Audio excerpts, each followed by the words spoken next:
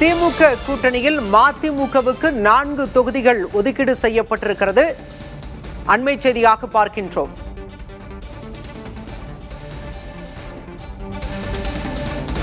திமுக கூட்டணியில் மதிமுகவுக்கு 4 தொகுதிகள் ஒதுக்கீடு செய்யப்பட்டிருக்கிறது.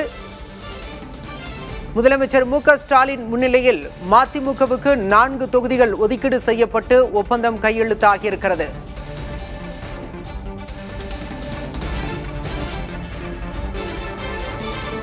திமுக கூட்டணியில் மதிமுகவுக்கு 4 தொகுதிகள் ஒதுக்கீடு செய்யப்பட்டிருக்கும் நிலையில் 3 தொகுதிகளில் உதயசூரியன் சின்னத்திலும் 1 தொகுதியில் தனி சின்னத்திலும் போட்டியிட திட்டமிடப்பட்டிருப்பதாக மதிமுக தெரிவித்திருக்கிறது. அண்மை செய்தியாக பார்க்கின்றோம். திமுக மதிமுக இடையே தொகுதி பங்கீடு இறுதியாகி இருக்கிறது.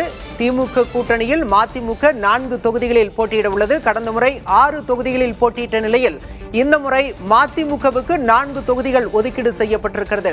3 தொகுதிகளில் உதயசூரியன் சின்னத்திலும் 1 தொகுதியில் தனி சின்னத்திலும் போட்டியிடப் போவதாக மதிமுக அறிவித்திருக்கிறது.